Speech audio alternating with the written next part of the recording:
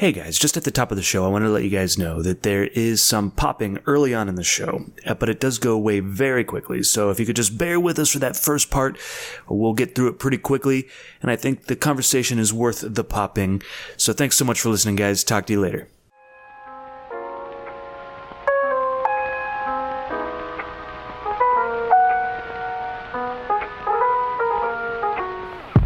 Hello and welcome to the Casual Cinecast, powered by Cinelinx. My name is Chris, and with me as always is Mike.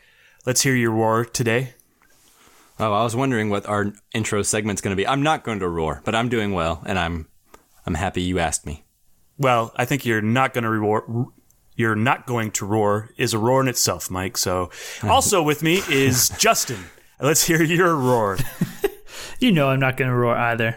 Oh, guys, come on. You know what that reminds me of? You guys remember that movie that came out? It's like a B movie, exploitation movie, and the trailer for the re-release came out, and it's called Roar, and it has Melanie Griffith in it and Tippi Hedren. It holds like a place in history because everyone got attacked by lions while filming it. No. You never heard of this? No. Okay, well, when you get the chance, look up the trailer for a movie called Roar, and it's like this really like retro style trailer, and like the announcer's like, roar, over and over again, like every time like the name of the movie said. Anyway, it's great. But apparently a whole bunch of people got mauled. Melanie Griffith had to get like surgery because everyone kept getting attacked by lions. Yeesh. Yeah. And like no stunts or anything like that. Like just a bunch of lions everywhere while people were filming. It's crazy. Right. Well, Chris, just edit in that announcer roar for me. Okay, we'll do there that. You go. Roar. Yeah. Anyway. Normally, we like to start off every episode in a section called News on the March, and then we will move into our feature review. Today, we will be reviewing Jon Favreau's adaptation of The Lion King. Yeah, and make sure that you pay attention to our feed because each month we do an episode on the Criterion Collection called Casually Criterion. The cool thing is that you guys get to vote on it. Each of us pick a movie, and then you guys get to vote. Pay attention to our social medias for that. Last month, or the month before that, we did Stalker, and we are going to do Jean-Luc Godard's Weekend very soon. Exactly, and if you want to keep up with what we're going to be watching next and vote in our next Criterion poll, you can follow us on Facebook, Twitter, and Instagram at Casual Cinecast. If you want to send us questions or topics to discuss on the movies we're reviewing each week, you can send those to casualcinemedia@gmail.com. And then, of course, as always, don't forget to go onto iTunes, give us a 5-star review if you haven't done so yet. Help other people find the show so they can enjoy it as much as you do. Yeah, in theory. Please and thank you. Okay, guys, before we get started today, we did have a listener write in with some corrections. Believe it or not, sometimes we make mistakes. Some of us. Yeah, some of us do. Our good friend Ricky Kennedy decided to let us know that we messed up. A few weeks ago, we reviewed Yesterday, the Danny Boyle film. And we talked about how Danny Boyle left the newest Bond movie to work on Yesterday and leaving the newest Bond movie, whatever that's going to be called, without a director. And our friend Ricky, who is a Bond fan, I think that's safe to say, the biggest Bond fan I know. It's an understatement. Yeah. Well, he wanted to write us in with some feedback. So I'm going to go ahead and read it on the show so that everyone will know we messed up and he can just, kind of shame us publicly. Okay, he says, just listen to your episode about Danny Boyle's Yesterday. I have a couple of comments regarding Boyle and Bond. Yesterday was already in production when he signed on for Bond 25 and was going in to wrap principal photography before jumping into Bond. So he didn't leave Bond. He was already in the process of doing Yesterday. Also, we joked about Robert Carlyle being in a Danny Boyle Bond film. Well, guess what? Carlyle has already been in a Bond film, 1999's The World Is Not Enough, starring Pierce Brosnan. You don't need to tell me who starred in The World Is Not Enough. I know that. Also, I did see Yesterday, and I really enjoyed it, but I'm still mad at Boyle for ditching 007. I was thinking that it was Robert Carlyle playing Bond. I thought that was the joke. But fine. We were wrong. Yeah, touche. Touche, Ricky. You got us. In fact, I wasn't wrong. Yeah, you weren't even there. That's right. That's how wrong you were. Yeah, he's so wrong that you weren't even in the conversation. But no, that's fair point. We should have remembered Robert Carlyle being the villain and The World Is Not Enough. I don't really remember too much about that Bond. I think I've only seen it in theaters. Is that the one where Denise Richards plays a nuclear scientist named like Dr. Christmas? I've never seen any of the Pierce Brosnan Bonds, I don't think. Oh, what? boy. Not even GoldenEye? Nah, I'm not really a big Bond guy. Sorry, Ricky. But I tried to start watching them with Ricky once. We made it like 3 into the series. And then I've seen the Daniel Craig ones, but it's hard to motivate myself to go watch some of those. I need someone like Ricky by my side. Okay. Anyways, guys, what do you say we now move on to News on the March? News on the March!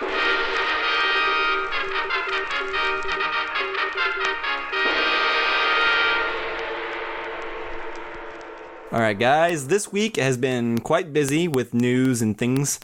Comic-Con in San Diego was this week, and Marvel showed up in a big way in Comic-Con and announced their Phase 4 lineup. And there is some interesting stuff coming ahead. Did you guys see any of this stuff? Yes. Yeah, I saw some of it. Okay. So it looks like the first thing on the slate is Black Widow, the Black Widow movie that's set for release in May 2020. The cast was released. It's got Scarlett Johansson, Rachel Weisz, Florence Pugh, and I don't know how to say this guy's name. It's the husband from The Handmaid's Tale, O.T. I don't know.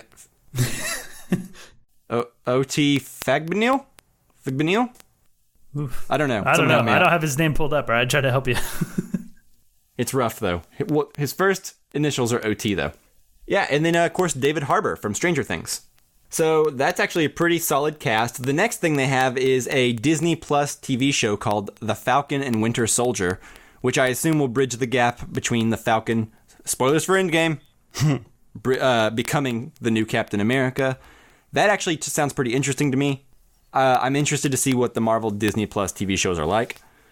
After that, you have probably the biggest cast right here, like something called The Eternals, which I'm not a Marvel fan, so I don't even know what the heck to expect from that. But in it, you have Kumail Nanjiani, Salma Hayek, Richard Madden from Game of Thrones, Angelina Jolie, Lauren Ridloff, Brian Tyree Henry, which actually excites me because he's in Atlanta and he's also was in Widows last year, and I think he's actually pretty awesome. Yeah, he is. He was in If Beale Street Could Talk. He delivered a really great monologue in there.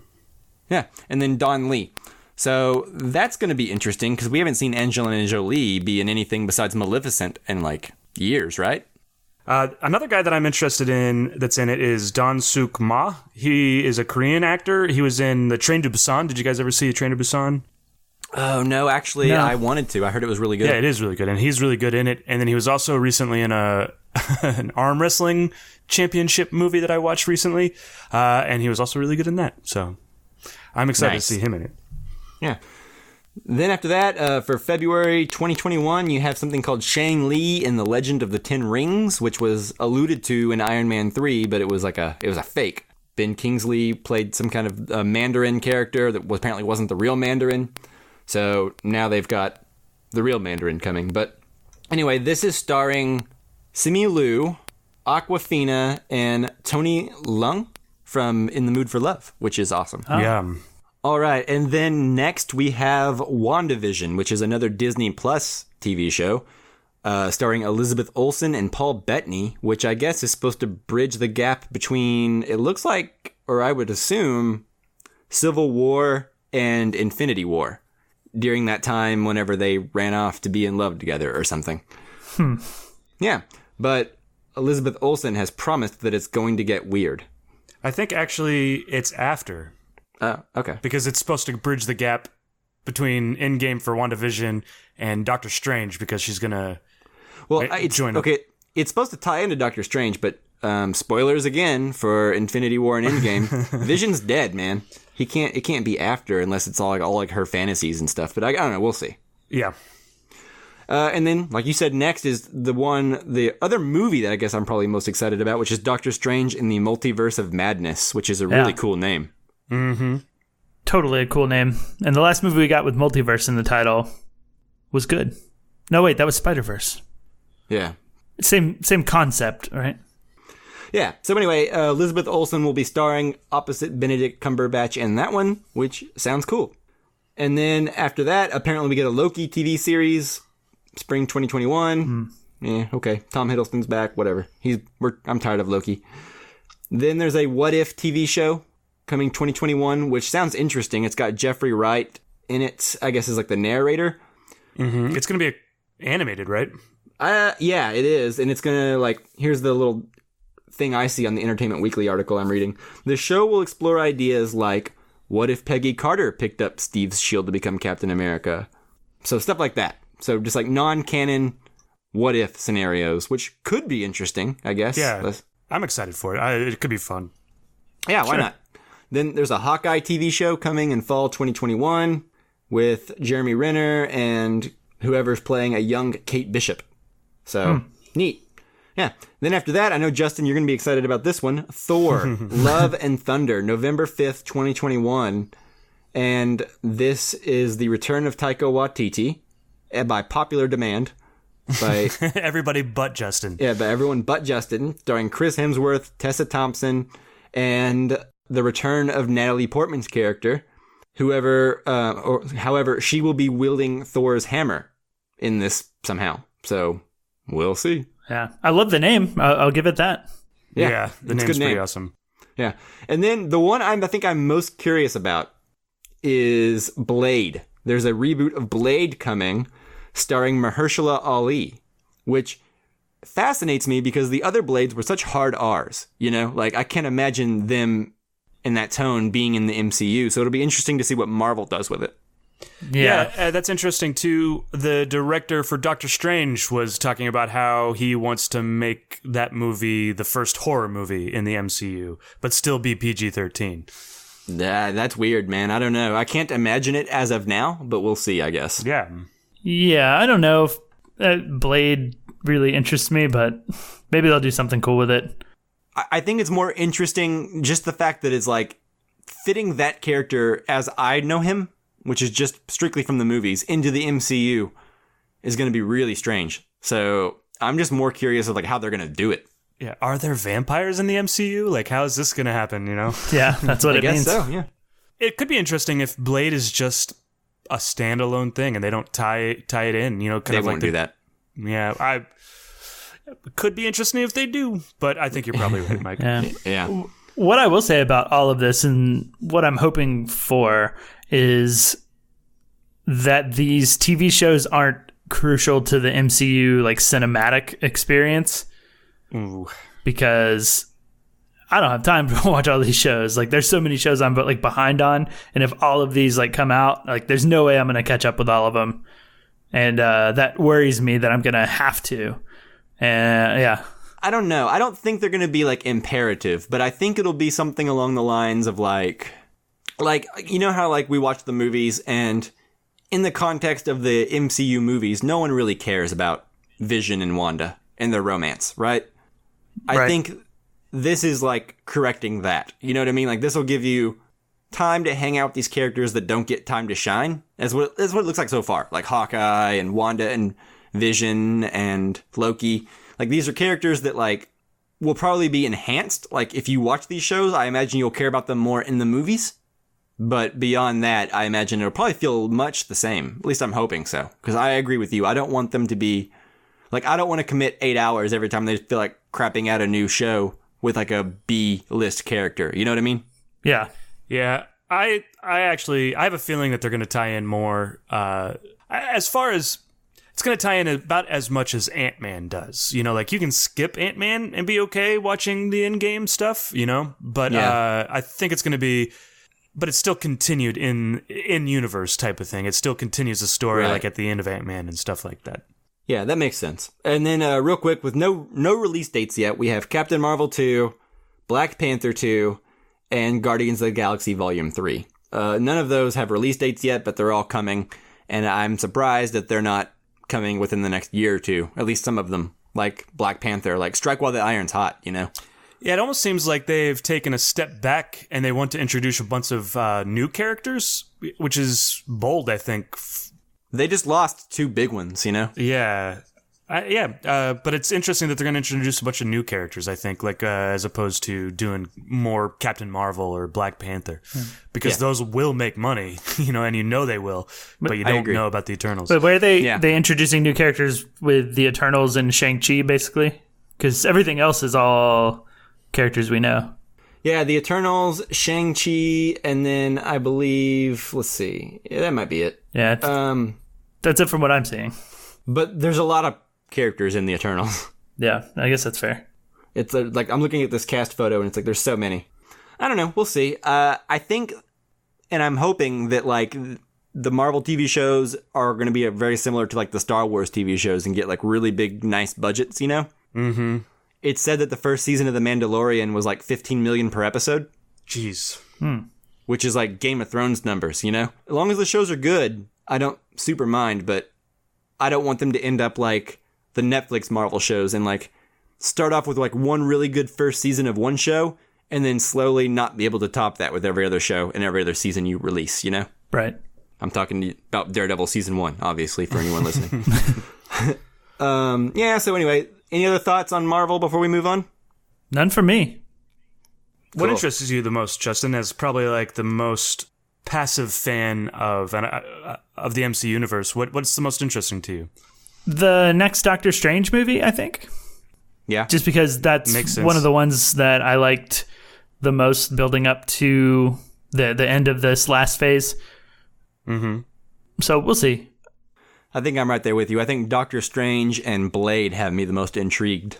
I also like Thor 4. I think, and mainly just because of Natalie Portman wielding the becoming Thor. I think that's going to be interesting and fun. Or at least that's the thing that surprised me the most.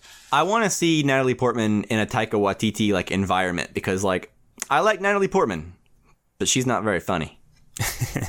At least we haven't seen it yet. Right, exactly. I can't imagine her being funny. I can't imagine her being goofy. Yeah. And I can't imagine any character in a Taika Waititi movie not being funny and goofy.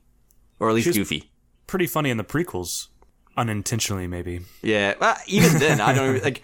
I don't know about that. She's bad, but she's not joking. Laugh out loud bad. Like everyone's bad in Attack of the Clones. I think. Right. Yeah. Anyway, it was a bad joke. Off subject. Yeah, it was a bad joke, Chris. You should be ashamed of yourself. Okay. The next thing I wanted to talk about that came out of this week's news in Comic-Con and everything is the new Watchmen trailer for HBO's Damon Lindelof's and HBO's Watchmen. Yeah, this is an exciting one for me. Yeah, I wasn't excited. I mean, I was intrigued up until this trailer came out, and now I would say I'm excited. I don't know. What do you guys think? I kind of feel the same as I did with the teaser trailer, to be honest. Like, I obviously know a little bit more about the world and what's going to be going on, but I was excited based on the teaser trailer, and I'm still excited, right? So I don't know that it improved much for me. I feel like, and the tone may be totally different when we see the first season, but I feel like this gives a better idea of tone. Mm-hmm. Like what the action might look like, what the superheroes are going to look like when walking around and talking, And it feels right, I read the comic book a long time ago, like the novel before, like the graphic novel before the movie came out. So it's been 10 years since I've read it, but it feels like it captures the tone of the novel. So, Chris, what do you think? Yeah, I'm excited. One of the things I really like is the world. I feel like they're going to be able to flesh out this world and do a lot of world building. I love the opening of this trailer is some bad guy, robbing a gas station, and then a superhero comes in to defeat him or whatever, and he's got this really cheesy line. And at first, you don't realize what's happening, and it pulls out, and it's somebody watching TV. So like superheroes are idolized, maybe, and there's a bunch of TV shows about them. Well, it's a guy in a mask watching TV, like eating. Yeah, I think it's the guy in like whoever has got that mirror mask on. That looks really cool. Yeah, so, and I think Damon Lindelof did a really great job with Leftovers, like I've said before, but also in building the world. And these events that have happened and shaped the world is going to be really interesting to see what happens in The Watchmen with that. Like, how does an event like what happens in The Watchmen change the world? And that's going to be really interesting to watch, I think. That's one of the things that has me the most excited about it. And then Regina King, isn't it? and I'm excited to see her because she was one of the best parts of season 2 of The Leftovers. Yeah. It's going to be interesting to see how they reference the past and like what events took place. It's the novel, I assume, that they're basing it on and not the movie. That would be my guess, yes. Yeah, but I don't know. It looks very similar to the movie in a lot of ways. Maybe less slow motion and less saturation, but Yeah. It's going to be interesting. Yeah, it didn't feel like a wholly different thing, and I don't know if that'll be confusing for anybody who's not kind of tuned in, to the fact that it's based off the novel. And it might not even matter because they're relatively similar. Spoilers for the 2009 Watchmen movie and the graphic novel, but there's one key difference in the ending that I think will have to be referenced at some point in this show. Like, it will have to be. Yeah. Yeah. And whether or not you're afraid of a giant squid coming to Earth and blowing up, or if you're scared of Dr. Manhattan, will have huge implications on the state of mind of people and their attitude towards superheroes in this show. So it'll be really interesting to see. I imagine they're going to be going with the graphic novel instead of the 2009 movie. I bet we get that exposition very early on in the first episode. Yeah, probably so. I would like a Blade Runner 2049 style like opening crawl that just kind of gives you like a really like 2 or 3 paragraphs vague about like the state of the world and then just kind of drop you in. We see Dr. Manhattan, so he's for sure like still hanging around. Man, he's on Mars. Yeah. Destroying mansions on Mars. Yeah. That I assume he built also. Mm-hmm. All right. Yeah, so anything else about the Watchmen trailer before we move on? Nope, just ready for it now. I don't want to see anything else. Yeah, I'm excited. That's what I was saying. I don't need to see any more trailers. I'm good. I'm going to watch it. I'm sold. Yeah, I'm there. Okay. So, Chris, why don't you tell me about your long day's journey into the night? Yeah. So, Saturday, well, let me start this off by saying Long Day's Journey into Night is this Chinese film that got like a very limited release here in the United States. I'm sure it was like in New York and LA and places like that. I never saw it come into Houston, except for this one time. It was playing at the Museum of Fine Arts in Houston. And as soon as I saw that, I wanted to jump on it and make sure that I saw it. There is a very long take in it that is in 3D. I didn't get to see it in 3D, but, so there's definitely reasons to want to see it in the theater. So Saturday was the only day that I had the opportunity to go see it, but I also had to work Saturday. So I worked all day, and it was also like an hour and 15-minute drive down there. So I worked all day. I left immediately from work because I had to get down there. I had to fight traffic from Houston. This is all leading someplace. So I went and watched Long Day's Journey into Night. It was in the museum. The museum is the first time I was in this theater. It's very nice. All the people in there, there's this little girl that was sitting behind me as I was waiting for the movie to start. And like her mom was talking with her friends about these old movies. And the little girl's like, I love Cary Grant. And I was like, these are my people. Yeah, I was like, these are my people. She's like naming off different movies. Like she's like, Hitchcock, The Birds kind of scared me a little bit, but she was, it was amazing. And then the guy in front of me was watching the Watchmen trailer. I was like, these are my people. I was like, this is where I want to be. Yeah. And then they kicked you out after the movie was over. And then they kicked me out. Well, so then what happened is I actually also got to watch it with Chris Gallagher from The War Starts at Midnight, which is a great podcast, so go listen to that. But he showed up and we were watching it. Embarrassingly enough, this is the second time this has happened this year, and this is a new thing for me. So if you guys have any tips on this, but like I'd worked all day, I kind of nodded off in it. It's a slower movie, and it was very warm in the theater, in my defense. And so I nodded off, and I was, trying to impress Chris Gallagher from another podcast, and there I am falling asleep during this really great movie. Did you snore? We'll have to have Chris Gallagher write in because he'd have to tell us. I don't think so. I hope not. Maybe that's when they kick me out. So it's really embarrassing is what it is. And I even had coffee before it too. So anyways, that's what happened. But what I will say about the movie is it's a pretty slow movie. We actually had some people walking out because it's very Like think Stalker, like slow, like Tarkovsky slow. Deliberately paced is what you want to say. Yeah, okay. Deliberately paced is the right way to say that. And it's kind of vignettes that are happening. So, like La Dolce Vita? Yeah, not quite that, no. But yeah, the same characters as they're going along. About halfway through the movie, I think this is fine to say. About halfway through the movie, Long Day's Journey into Night pops up on the screen, and you think it's the movie's over. But that's when the long shot begins, and it's this hour-long take, and it's really technically brilliant. It's very dreamlike, the whole movie is, especially the second half. Very interesting and very, it's a movie, even if I hadn't have nodded off for 5 to 10 minutes, I would need to see it again, just to get everything from it. It's very good, and technically very well done. Like, you're watching the long take, and hopefully it doesn't distract you from the story. But while I'm watching that, I'm thinking, how did they do this? How do they get the camera here? And you're thinking logistically about it, right? But it's really good. I like it a lot, and I suggest it as soon as it comes out on, to rent or on Blu-ray. You guys should check it out. That reminds me of a movie that I watched a few years back that came out called Victoria. That was all in one shot. Mm-hmm, it was like a 140-minute movie in one take. Yeah. I don't remember anything about the movie other than it was in one take, and that in itself was worth the cost of admission. That's worth seeing the movie for, just because it's technically awesome.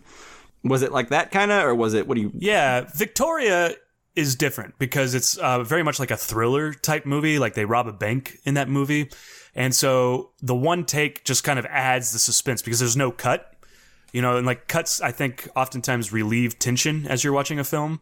So there's no cut, and so you're kind of just on the edge of your seat the whole time. And by the time the movie's over, at least for me, I was exhausted, because I've been through it with them. This is different because it's deliberately paced, and so you're not necessarily... good use of that term. Yeah, that tension's not there as much as it is in Victoria. But Victoria's also very good, too, and a good one to watch. Yeah. I can find that kind of distracting sometimes. I do get caught up in wondering about the long take and paying attention to it. That is my biggest obstacle, I guess I would say, in watching Birdman, is I was just constantly aware of it being one shot and paying attention to that at times I was like, wait a minute, what did they say? What happened? I have the same thing, but also I don't mind it so much because it's also impressive at the same time. So I also noticed that in The Revenant, from the same director, by Inarritu. But I think it's used better in The Revenant than it is in Birdman, to be honest with you. Because in Birdman, I think it draws a lot of attention to itself. It does. Whereas in the Revenant, it feels like you're going on a hell adventure with this guy. Yeah. I think even though I like Birdman more, I agree with you that it's a better use of that technique in The Revenant. I liked it better in that. Yeah, especially whenever they're getting attacked and arrows are flying in from off screen and people are getting shot in weird places on their body that seem really realistic, All of that stuff I think helps build suspense when done in the right way. So, yeah. Cool. Yeah, Long Day's Journey into the Night. So, just for the record, this is not the 1962 Sidney Lumet film starring Katharine Hepburn. Written by Eugene O'Neill. Yep. No, that is not it. Although the lady that introduced the film said that he was somewhat influenced by it. So interesting. I would hope so. You don't just come up with that title and be like, "Oops, guess that's the same title as this other famous film." You got to earn that title. Cool. So what else we got? Yeah, the other thing that also came out of Comic-Con that I am really excited about. I'm not quite as excited as I am as Watchmen, but Picard. The trailer came out, and I am really excited about this. And one of the reasons that is because it seems like it is very faithful to the history of Star Trek The Next Generation, which is the Star Trek that I watched as a child, as a youth. And I am excited to explore Picard and his character further. So I think we've talked about this before, but neither one of you guys have really watched Star Trek The Next Generation, have you? I haven't watched any Star Trek except for the J.J. Abrams movies and whatever the third one was called that Justin Lin did. Okay. Same. Same. Anyways, so there are going to be characters that are coming in from other Star Trek series. There's Seven of Nine, who is part Borg or whatever. Yeah. She's going to be in the Picard show. I did see her in the trailer. 7 of 9? Yeah, because she is Borg. So Borgs are computer, essentially. They're half robot, half man, and they all think the same. Picard at one time actually was abducted and became one of them and went through a lot. There's actually a movie that's all based on that called First Contact, where he fights the Borg Queen. There's a lot of stuff that, like a lot of history with Picard and the Borg that is going to be fun to explore here. So 7 of 9 is going to be in there, and then we got Picard, and then Data, who died in the last movie, Star Trek Nemesis, the one with Whoa. Yeah, spoilers for that movie, but he's going to be back, sort of, or at least someone is, because he is talking in this in the last of the trailer, so that's exciting. So yeah, I'm really excited to see this. It is going to be worth my $5 a month to subscribe to CBS All Access. Oof, is that the only way to see it? It's not going to be on like regular cable TV? Oh, yeah, it's only on CBS All Access. Oof. It seems like they're doing that with all their Star Trek shows, because there's another one currently going on, unless it got canceled. Discovery? Discovery is also really good, but yeah, it's only on CBS All Access. Can I say something? Yes, you can. Fuck them for that. That's not nice. Like, if I want to get into the, like, Star Trek a little bit, like, there's a little part of me that wants to do it, and I watched this Picard trailer, and I was like, oh, that looks actually pretty good. Maybe I should, like, go back and watch some of this and catch up, but, like, if I have to go through a whole other subscription program to watch it, like, they're just taking that away from me because I'm not going to do it. Yeah, I mean, I think your response is not unwarranted, but I also think that this is a thing that we have to get used to for the future, because I think it's going to be all about choice. Like, what do we want to watch and what do we want to subscribe to? Same thing for Disney Plus. Like, they're going to have a whole bunch of content made specifically for Disney Plus, but, like, the only one I know of is, like, Star Wars Resistance, which is, like, a show I watched all of season 1 of. I think it's going to continue to air on the Disney Channel, and it won't hit Disney Plus until the whole season's over. Mm-hmm. But there's also going to be some content that's not going to come to the Disney Channel that's going to be exclusively for Disney Plus, like all the Marvel shows and all the other Star Wars shows and things like that. So we're entering into weird times. Companies are going to start transitioning from cable to their apps, but also maybe still keep cable relevant. It's going to be weird. So I have an off-topic question for you guys, but I think it's an interesting one. Would you guys rather have cable, where you pay, $100 a month, $120 a month, or would you rather have 15 to 20 different subscription services that you can choose to subscribe to? Subscriptions, for sure. Any day of the week. I have worked for a large cable company, and I can tell you, you do not want to give those people money.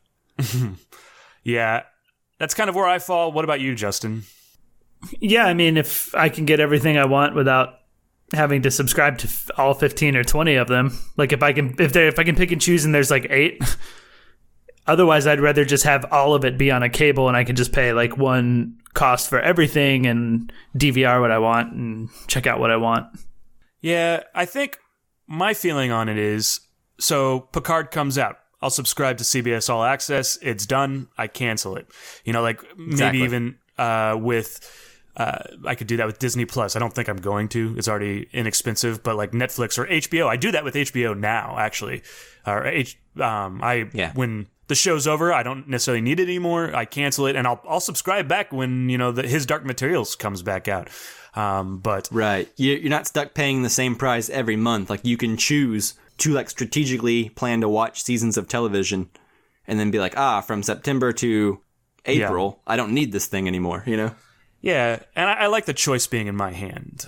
Like, I like to be able to choose what I'm going to watch. Yeah. Or now, if you're lazy and you just keep your subscriptions going, which I think most people will, and I've done in the past. Yeah, and I am guilty of as well, then it ends up being the same, I guess. But at least I have the option to cancel month to month, and there's no, you have to finish out your month, or you have a contract, or we have to send a technician out there to uninstall everything, or whatever, Yeah, cancellation fees. Exactly.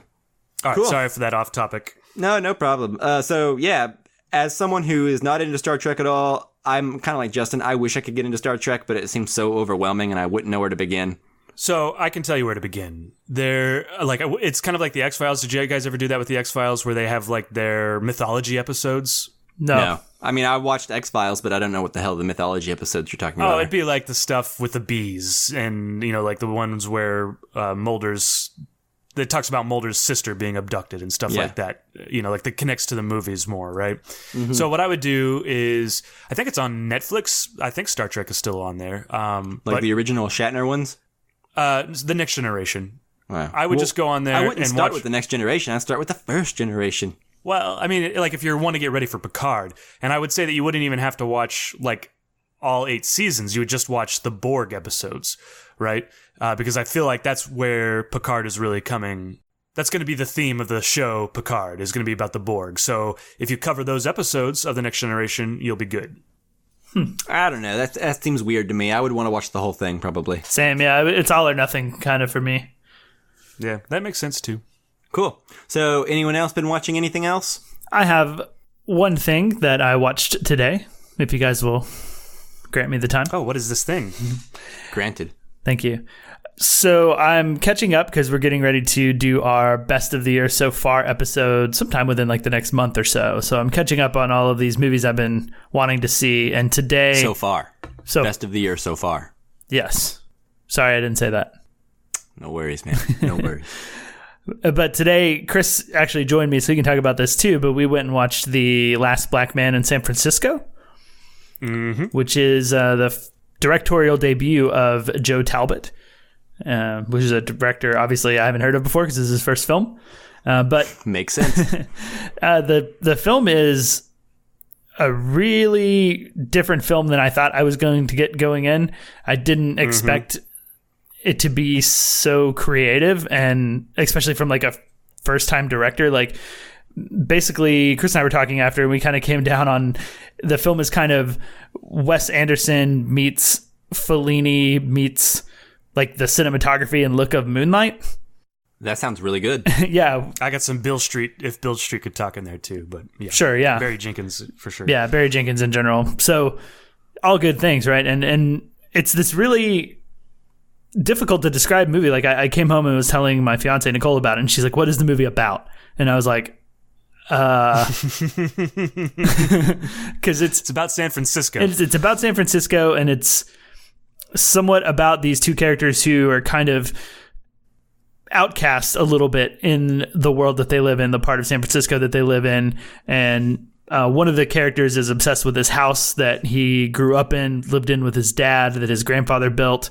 Another one seems to be the sort of like offbeat dude who's always drawing pictures or seemingly writing like a play or a film script. And you're basically that's like the plot of the film. And you just go through the town with like all of these and see all of these characters and all of these different events. There's not a heavy plot line, I would say. Would you agree, Chris?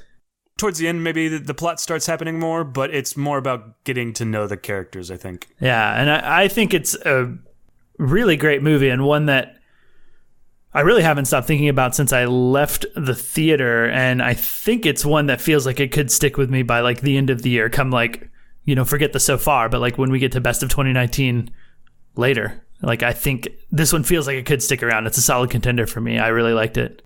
Awesome. Yeah, those are always like the best movies. Like when you leave them,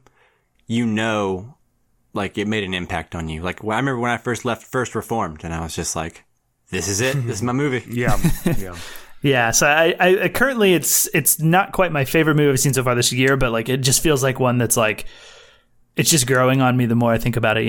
It's yeah, awesome. Yeah. It's offbeat. It's funny. It's charming. It has some really heartwarming. Emotional type moments in it. Yeah, I don't know. Chris, you got anything to add? I don't know that I'm quite as high on it as you are yet, is what I'll say. Like, it's one that I think I'm going to chew on some more and maybe like take in a second viewing of it when it's available. But yes, it's worth your time. Like, there's no reason not to see it. It's definitely worth your time. Yeah, it's a beautifully shot movie.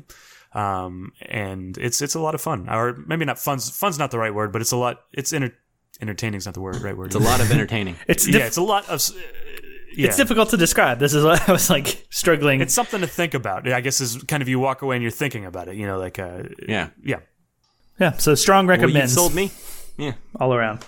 But yeah, that's it for me. The only other thing I've been watching that I want to talk about right now is what we're about to review. All right, well then, without further ado, what do you guys say we move into our feature review for The Lion King? I just can't wait to review The Lion King.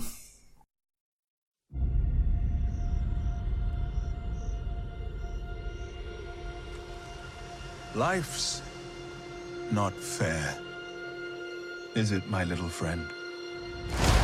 While some are born to feast, others spend their lives in the dark.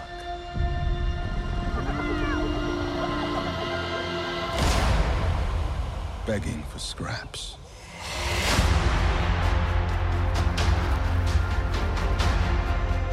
Everything you see exists together in a delicate balance.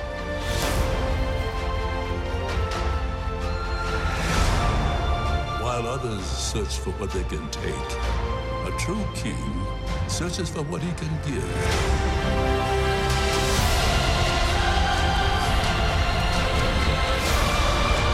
Run away, Simba, and never return.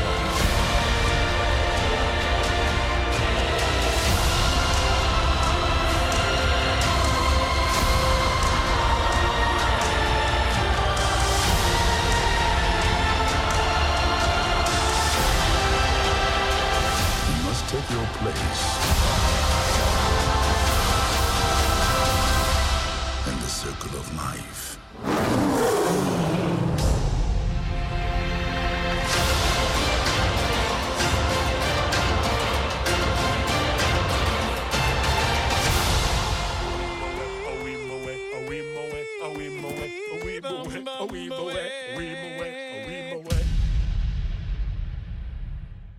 All right, so normally we have a non-spoiler section and then a spoiler alert, and then we'll move into spoilers. But since this is a remake of a classic animated Disney film, The Lion King, most everybody knows the plot. We can't say anything that you shouldn't already know. So basically, there's not going to be a non-spoiler and spoiler section. We're going to talk about the film, probably talk about spoilers a little bit. So if you really don't know anything about it, stop listening now and go see the movie. All right, so The Lion King was directed by Jon Favreau. It stars Donald Glover, Seth Rogen, and Billy Eichner. Yep. Yeah. The IMDb synopsis says, after the murder of his father, a young lion prince flees his kingdom only to learn the true meaning of responsibility and bravery. There you go. Spoilers right there. Yeah, that's like the biggest one we could possibly give. But, Yeah. you know, it happens like the first 30, 40 minutes of the movie.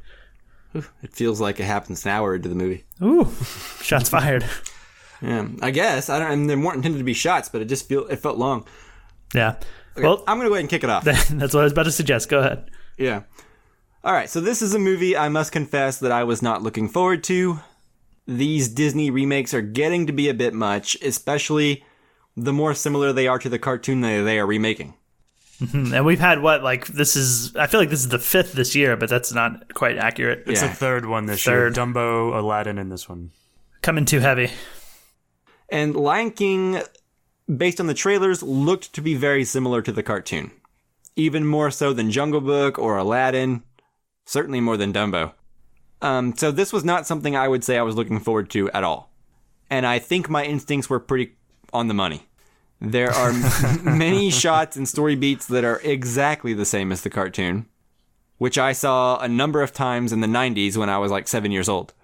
I mean, there are maybe scenes, like a couple, that are new, but if they were cut from the movie, you probably wouldn't miss them. Like, they added nothing new to the experience, in my eyes. Mm-hmm. And it's almost like they were added to ensure that Disney could have its cake and eat it too, in the sense that, like, they could say that they're not an exact scene-for-scene remake. We added, like, 30 minutes of fluff in there, you know? But they're still able to cash in on all the songs and the settings and the same scenes that you're familiar with in the trailer, you know? Yeah, I think they might have added a new song too. Yeah, they get to nominate Beyonce for Best Original Song. There you go.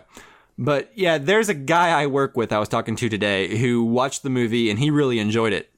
And I can't understand why. I mean, The Lion King is a good movie. The songs, the pacing, everything about it is an enjoyable experience.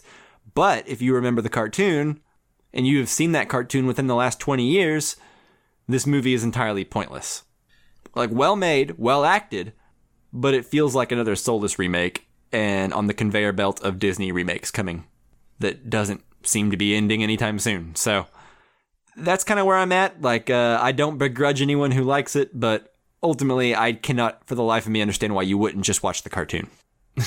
So let me ask you, I'm not sure that you clarified it, but Lion King, the animated one, the original, you like, or? Yeah. Yeah. That's what I'm saying. Like, Lion King is a good movie. Like, this is, like, if the cartoon didn't exist and I had never seen it, this would be a good movie to me.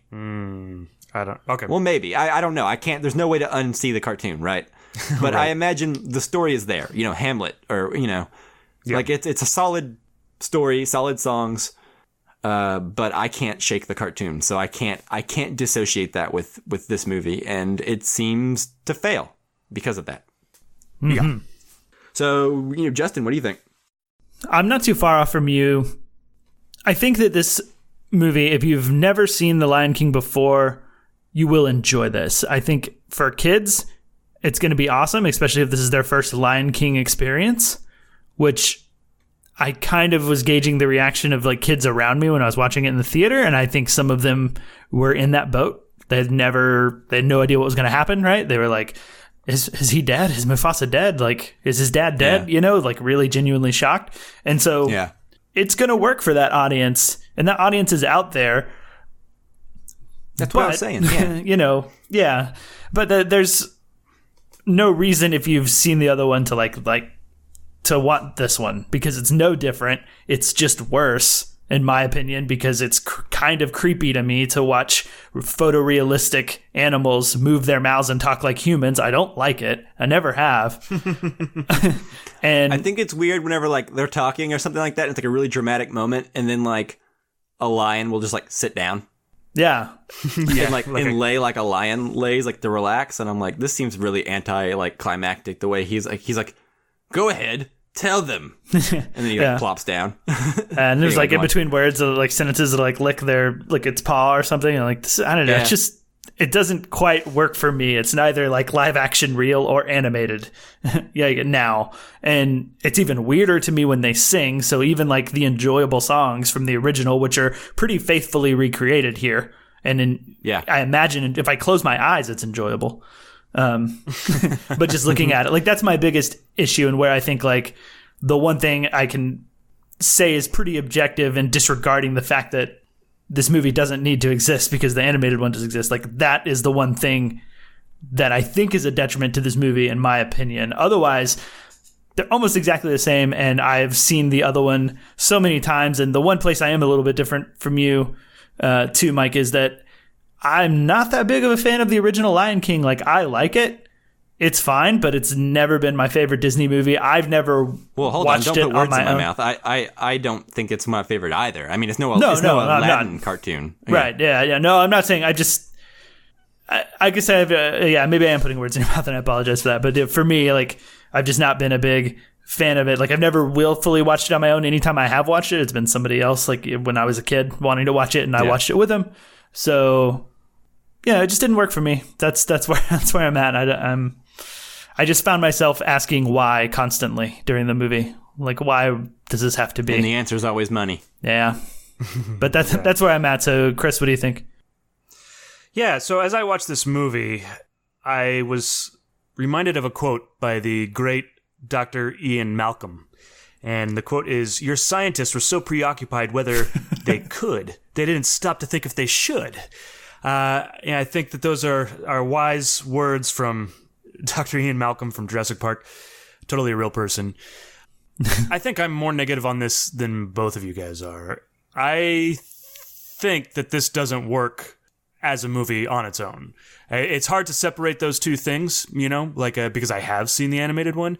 There's two things that work. Timon and Pumbaa, I think Billy Eichner is great as Timon, and the animation is spectacular. But like Justin, it doesn't work when the animals talk. It doesn't work for me.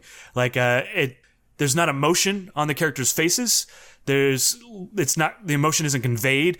there's something that animation can do in the style of animation that this is not doing. The characters in Lion King have big eyes to convey these emotions, to convey that they're upset, to convey that they're happy. That doesn't happen at all in this. They're just animals, and these animals are not conveying, to me, emotion. So these lines are being delivered well enough from the voice actors, but to me, it just doesn't match what we see from these animals, and what the animals are emoting or doing to me. And so it just feels really empty to me, except for, and even I enjoyed Billy Eichner's performance, but even then, the voice and the animal to me just don't match. Like, it's like the talking animals, and which sounds dumb. I don't mind animation where there are talking animals. It's the photorealistic talking animals that I can't really get over, I guess, or it just for some reason doesn't fit to me. And so, yeah, this was, not a very good movie to me.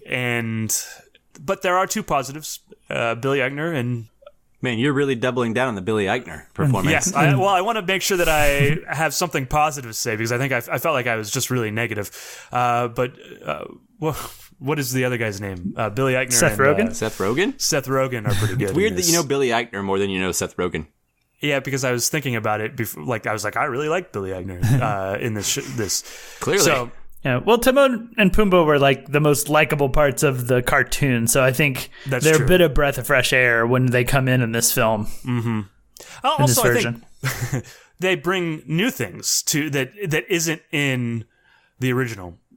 Like, I don't think necessarily that it's Billy Eichner's and Nathan Lane, Seth Rogen but they're improvising. They're doing their own thing, as opposed to Nathan Lane and Matthew Broderick. They're not doing that same thing. Where I think like John Oliver, who I think is good in this, I think he's basically just doing the same lines from the previous movie. I think he did some improv in there. There may be, but it I don't know. It just. I think all the performances are pretty good. Like I said, I think Timon and Pumbaa are kind of like the two most likable, enjoyable characters in the original one, at least for me. Right. So like they kind of stand out. But like there were a lot of times, to be honest, where I just kind of looked over into the corner of the theater, or like shut my eyes and just listened. And I found myself enjoying it more. Like definitely John Oliver was enjoyable. Keegan Michael Key and who's the other hyena? I think it was Eric Andre. Yeah, like their performances in that is like the hyenas were, kind of fun. And I mean, every performance is pretty good. Like Beyonce is a little distracting to me because she sounds like Beyonce, and I can't separate her from like Goldmember. Yeah, she has the same voice and inflections and stuff. So that is a little distracting. But otherwise, like all the performances, if you just listen to this, it's fine. It's just too much of a nature documentary. Like, it just, for whatever reason, it doesn't fit together to me. Like, it's just. Yeah, I don't know if I agree with that, but. I know what you mean. Like, the photorealistic animals don't emote the same way as a cartoon does. Like, they need to be a little more animated than maybe photorealistic. I think they're still working it out. I think the animals emote better in this one than they did in the Jungle Book. Yeah, I haven't seen that, so that I can't compare it. But yeah, I don't think they've quite nailed it yet. My main issue isn't that these are remakes. But the fact that many of these movies and stories existed prior to the Disney cartoons that they are remaking, right? Mm-hmm. So, like, for example, if they had adapted the story of, like, Aladdin or Beauty and the Beast or Jungle Book into different versions, instead of remaking the cartoons that we all know like the back of our hand, then I think it would seem better. Like, don't make the same Lion King. Reimagine the Lion King. Right. Make a new vision. Don't put the same songs in them. Don't put the same outfits in them. Don't put the same rock that the baboon holds the lion cub over. Mm-hmm. Yeah. That's flat and boring. Reimagine the story. That's my big problem, is like, they're remakes, but it is an exact remake. To me, that's just so much less fun. Like, I would be much more excited to see, well, like Mulan coming out. Mulan seems different than the cartoon, and I think we're all looking forward to that one, right? Yeah, so far, I hope from what I've seen. More so, anyway. So I don't know. Like I would say the songs work better in this one than they do in Aladdin, but that's a low bar, And Aladdin's the same way. When we talked about that, you're exactly right. Bringing something new is what needs to happen, as opposed to making like a Psycho type remake. Bring something new to it. Don't just make it live action. Reimagine it in some way. Yeah, exactly. And it feels like the only thing that's in it for like anybody who's seen the animated, and I guess I'm speaking for myself, but I feel like it's got to feel this way to other people too. But like the only amount of novelty and like that I felt was like, oh look, like this is how they recreated that shot, but this is what it would look like not animated and real, because there was so but still much animated. But yes, technically still animated, but in a photoreal way. So I'll take that leap, right? And not get too hung up on that. But like there's so many things that are just like, that felt like, look at this shot. You remember this one? Like rather than doing its own even like visual take. It was just so much of the same. Yeah, exactly. Like it's almost like that's what Disney wants. Like I know Jon Favreau is a talented director. I've seen multiple movies from him where he's given me stuff that's good, But I feel like Disney was like, John, we really just want The Lion King again. It almost seems like it was an experiment in and of itself, and all they wanted to do was find out if they could make these animals photorealistic, and they weren't necessarily concerned about. But they did that with The Jungle Book. Yeah, I guess that's. I haven't seen that, so I guess this is my the first Jungle Book experience was with too samey, more than The Lion King. But even then, it was still a little different compared to like what this is. Like in retrospect, I think this makes the Jungle Book look way better. That's funny. Well, I mean, like in the Jungle Book, you had like 1.5 songs, like, and they were kind of like not really like musical numbers, Whereas in this one, it's like you're creating down to like every song. It's the same, So I don't know. This is more along the lines of like the Beauty and the Beast remake, where it is just so similar to the cartoon that it might as well not even be considered a different movie. I will push back on Chris. I did think John Oliver was an inspired choice. I thought John Oliver was funny. Kind of like Justin, I think everyone in the cast is pretty good. But, if you're going to cast James Earl Jones to be Mufasa again, why not bring back some of the voices that worked better? Like Nathan Lane. I know you like Billy Eichner a lot, but Nathan Lane, man's better. Jeremy Irons would have been a better Scar, Like, if you're going to be the same, embrace it. Be the same. Go all in. Yeah, and just for the record, my complaint about John Oliver wasn't his performance. It was the sameness of what he was. He felt like he was recreating the same stuff. Yeah, the British toucan. Yeah, what I feel like is they just basically took. He didn't even have to go in and record because they just took it all from Last Week Tonight on HBO. Like he doesn't have to do anything. Yeah, he always talks about Simba on Last Week Tonight. Yeah. Well, I have one question, and then honestly, I'm pretty much done. I don't have much more to say, but I did want to ask. I'm done. Cool. I did want to ask you guys, do you think this movie would be better if they had done the voices Homeward Bound style, where there's no moving lips, it just looks like real creatures, and we just kind of psychically hear them communicating with each other?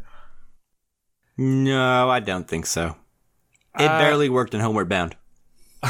Worked for me as a kid. As a kid, yes, but I watched Homeward Bound again. Well, I watched some of it again, like a few years back. It's pretty quaint. Yeah, I can imagine it being pretty dated.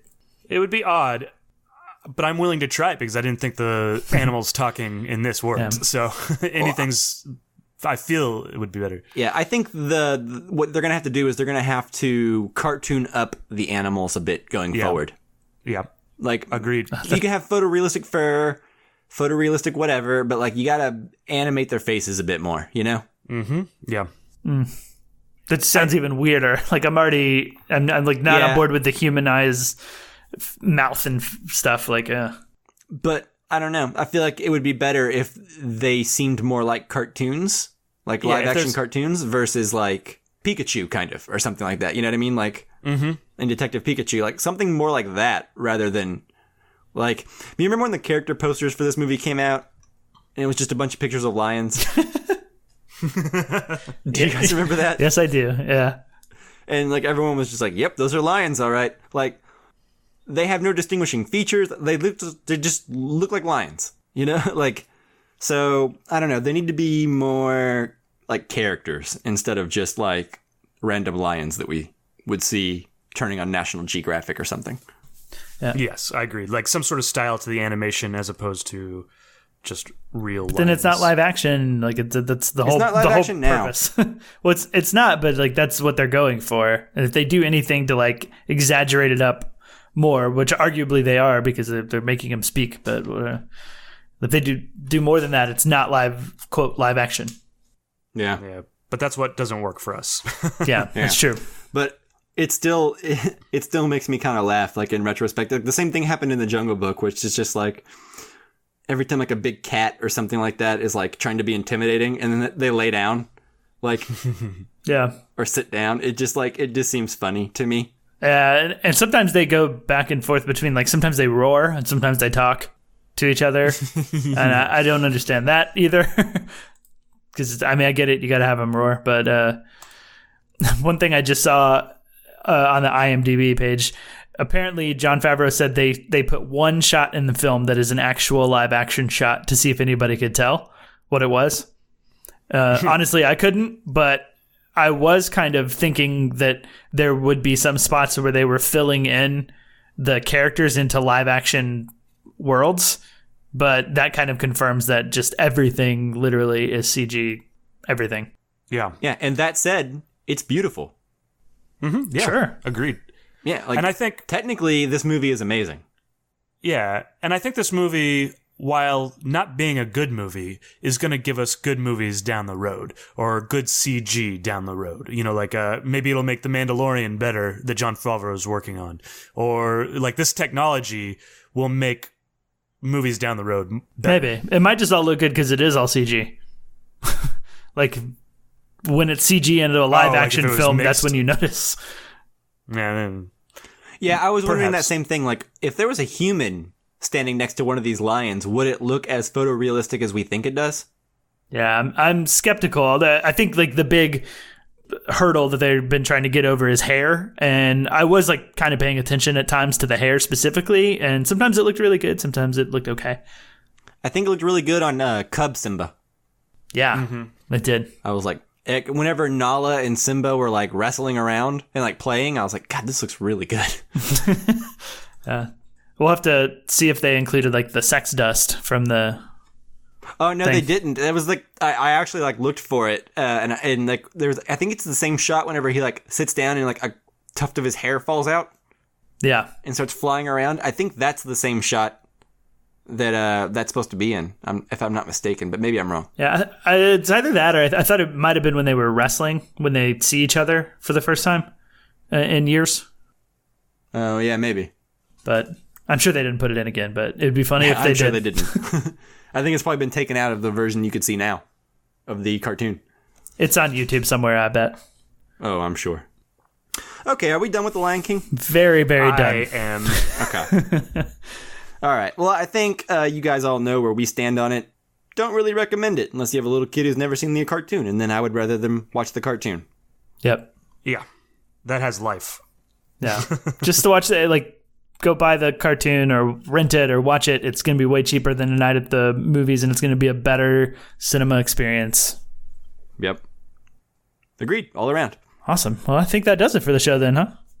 I think so, yes. Awesome. Well, thank you guys so much for listening. And then, of course, as always, thank you, Jake Wagner Russell, for doing our intro and outro music. If you want to hear more of his music, you can do so at soundcloud.com/bopscotch. Stay tuned to this channel. Next week, we'll be recording a new Casually Criterion episode on Jean-Luc Godard's Weekend. And then our next main episode will be Once Upon a Time in Hollywood. I was hoping you were going to say in the West. I wish. Yeah. Well, yeah, so stay tuned. Should be fun. also, I want to say that last week we said we were going to do the Casually Criterion episode on Weekend, but we were also hoping that Criterion would announce Spine Number 1000, and they didn't. They said they'd announce it this week, so that's why we put off that episode until next week so we can talk about Spine Number 1000 on it. They're milking it because this is the most publicity they've had in like years, so they're just like, we'll stretch it out for another week.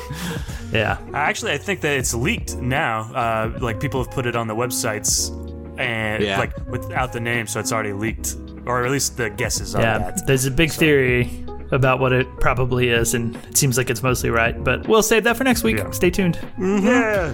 And if you want to send us thoughts and questions to answer about Once Upon a Time in Hollywood or Weekend, send those to Casual Cinecast on Facebook, Twitter, and Instagram. Thanks so much for listening, guys, and we will see you next time. Later. See you later. I'm about to look up the trailer for Roar for you guys.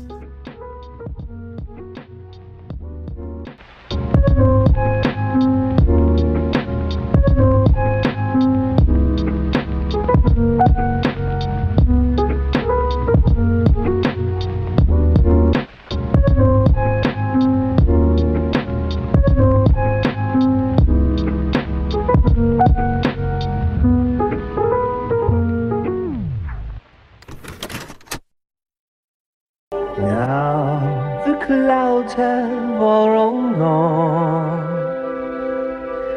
and the storm has come and gone. And while the road was long, the Spirit helped us through.